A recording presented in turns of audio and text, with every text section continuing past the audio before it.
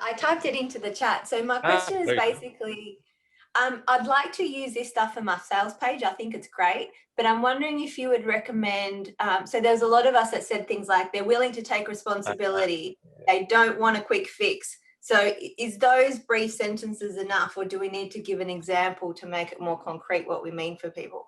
What would you yeah. suggest? Oh, I'm so glad you asked that because I've got opinions about that one. Um, No okay, so doubt. let me see if I can do that. There we go. Everyone in me. Okay, so I'm just posting a link here in the chat because this is something I noticed because frankly, that stuff is kind of weak sauce. It's kind of lame in that when people read it, they don't. It's so hard to grasp. Is this me or is this not? It's a little disincarnated. It's a little abstract of like, are you willing to take responsibility? I mean, I don't know. That's a question to take to a meditation retreat for 10 days. Wait, whoa, am I actually willing to take responsibility? I don't know. What is responsibility? So it's just a little broad. But what you can do with these is you can take that kind of a statement and you can come up with an incarnated, very specific example. So, for example, one of the ones I've seen is like, I'd like to work with people who are generous in their lives, generous hearted people. Okay, but how does that show up? Well, they're the kind of people, and you might just think about this. How would you actually know if somebody is a generous person? It's easy to say, but it might be, they're the kind of person that's always kind to their servers. When they eat out, they treat their servers kindly. They tip at least 20%. Before they leave home in the morning, they put a little bit of change in their pocket in case they run into a homeless person. And then when they give it to them, they stop and talk for a few minutes and get their name. You see what I'm saying?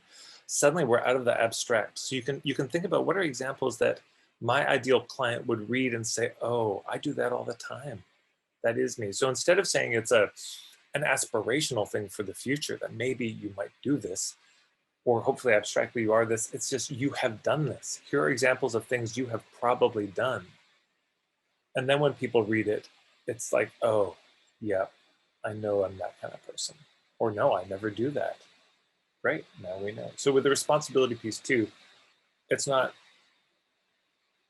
a sort of intellectual, do you take responsibility, but here's an example of what somebody who takes responsibility does. Like you're the kind of person who always makes a point to apologize when you realize you've been wrong.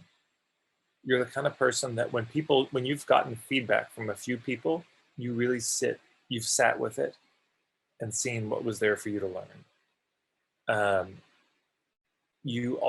Whenever you break a promise, you make amends.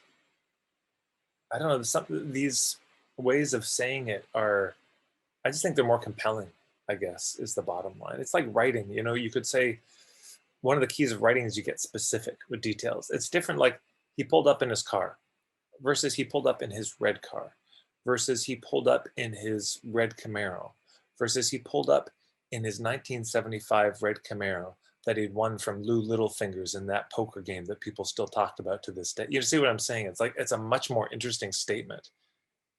So we can do this with our write-ups as well. So thank you. I love that question so much.